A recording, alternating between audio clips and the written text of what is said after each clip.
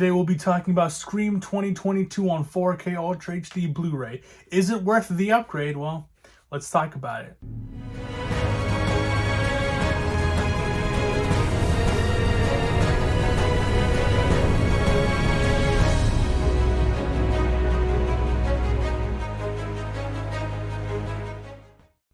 What is up, everybody? I am Mason from the Mockbuster YouTube channel. Today I'll be talking about Scream 5, Scream 2022, whatever you want to call it. I was very interested in picking this up because I binged the entire series. I watched the first Scream on 4K, which I absolutely loved, and I got the other ones on Blu-ray. Hopefully we get those in 4K. Maybe we'll get a full Scream Factory release, because Scream, they gotta make a set. But anyways, I wanted to talk to you about the Scream 4K because we have been getting a lot of new release horror movie 4Ks that I've actually really enjoyed. I really enjoyed the Halloween 4Ks. Even the new Halloween Kills 4K look absolutely amazing. So I was really excited to get into this new Scream 4K because I've heard some pretty good things about it, and I wanted to take a look for myself. So to start off, we'll be talking about the technical specs. This is a 2160p HEVC H.265 render. It is an HDR10 Dolby Vision. It is 2.39 by 1, and it was shot in 3.4K. And the audio is there's no Dolby Atmos track, but there is a 7.1 DTS HDMA audio mix. Okay, so for this review, I will get into 3 criterias. We'll go into image quality, so basically sharpness and how the 4K is, 4K detail, as well as HDR, so the color, and the audio. So we'll start off with the image quality. If there was any doubts on whether this was a 4K Blu-ray, yes, this is very 4K-y. It is a very sharp 4K. This definitely does feel like a 4K Blu-ray. Close-ups are very sharp and full of detail. Things like beads of sweat, oil, wrinkles, pores, drops of blood, strands of hair, stubble, they all look great and full of detail. But it's not just the close-ups. Mid-range look really good. Like clothing, you can see clothing, patchwork, stitch work, wrinkles, folds in the clothes look absolutely amazing. And how if you see a picture of someone's jacket and there's little frays of cloth or the things coming out, you can see that very well. So it's not just close-ups. You're gonna see some good sharpness and some good detail within mid-range shots. So again, clothing looks good, and the iconic Scream mask, that ghost face mask, looks good. There's a lot of depth to it. It definitely looks like a rubber mask. You get that texture to it as opposed to those plastic masks. This is definitely you can tell this is full of texture and detail, and that it's a rubber mask. The image overall has a lot of depth, being a 4K shot in 3.4, so basically technically 4K, and having, I don't know if it's a 4K digital intermediate, but it's when I look at the thing, it says digital intermediate Dolby Vision, so I'm guessing it is a native 4K. So the image overall has a lot of depth to it. It does have a 3-dimensional feel to it. It's not just a plain, dull, flat transfer. This has a lot of life to it. So backgrounds, set designs, there's a lot of life to it, especially for this taking place in a small town. There's a lot of life to it, things like billboards, signs, open closed, those store signs look great. A lot of detail behind those. So backgrounds and set designs look great as well. With this sharp 4K transfer, it gives it a lot of life to this small town, and especially story-wise, which is very needed within within this type of a movie. So that's great. Sharpness, overall, image quality is absolutely great. This is a definitely good 4K transfer. Now let's get into the HDR. This is a horror movie. This is a slasher movie. It is very dark, but the black levels look pretty good. It's not very crushing, maybe a very slight bit, but you can still see a lot of detail within very dark scenes. You can still catch minute details such as the clothing, as well as I said, the sweat, tears, blood, whatever. You can still see that. So not the tension will still be there within dark scenes. It's not gonna be too dark to the point where you're trying to find if the guy is smiling or frowning or being scared. So the black levels look really good in this film. So Woodsboro looks great with the added HDR. Everything looks very scenic while not being overly colorful, which gives it a very realistic contrast to it. You know, because this isn't a very colorful film, but the color that this does have is very vibrant.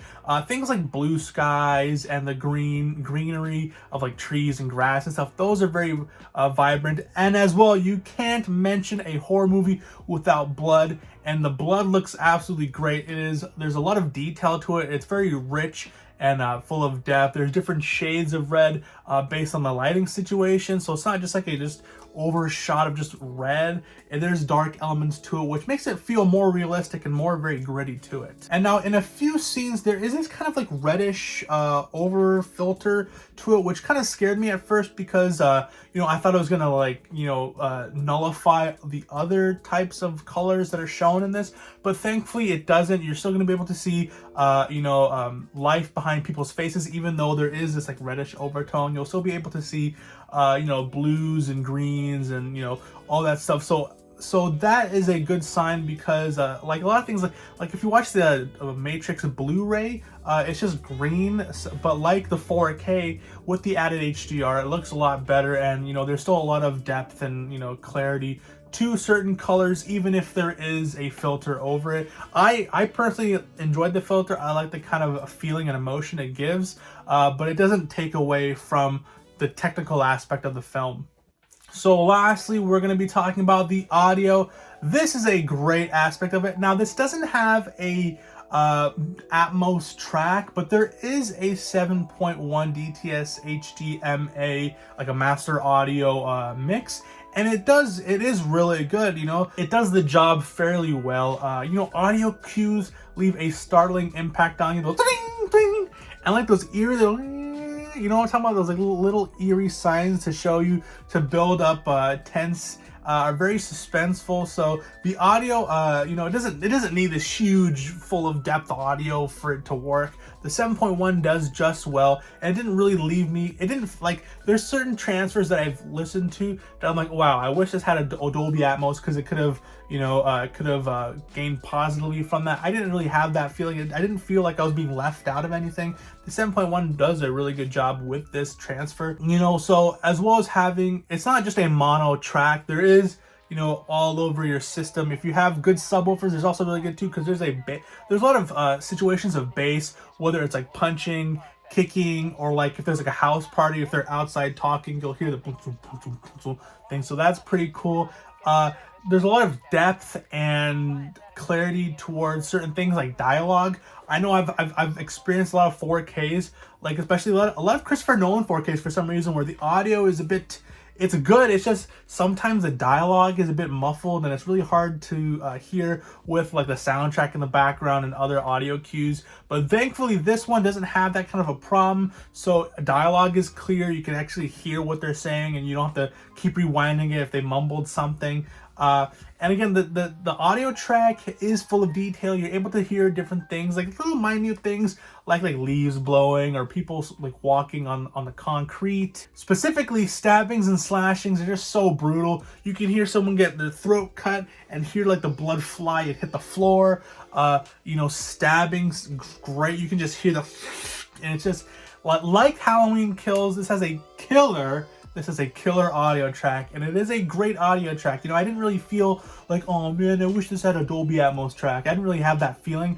I've had that feeling with other 4Ks, but this is not the case. And if you're interested in the extras, I don't really talk about extras, but this has 30 minutes of extras.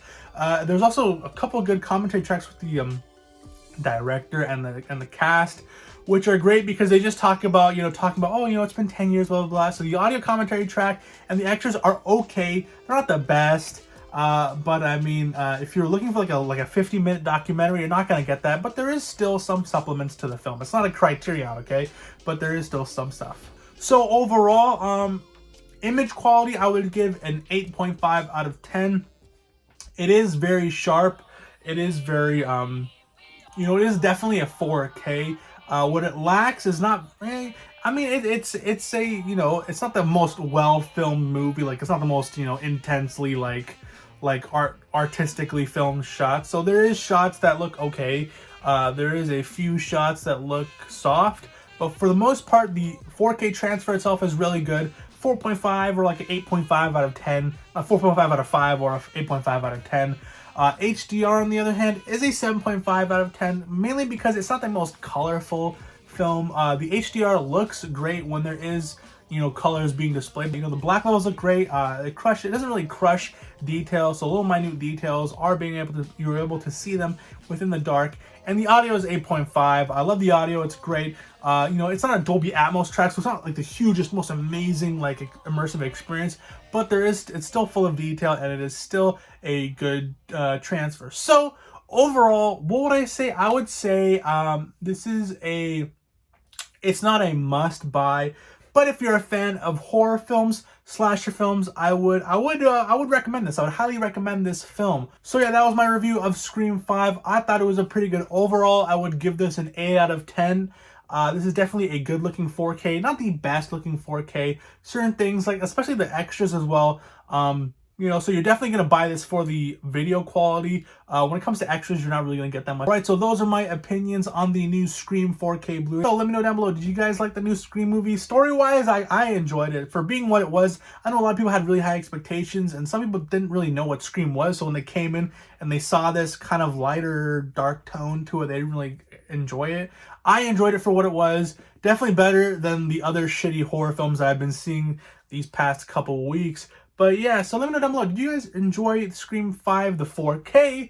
And yeah, let me know if you picked it up. And yeah, so thanks so much for watching the video, man. I am Mason with the Mockbuster YouTube channel. If you like this video, please leave a like and subscribe for more content.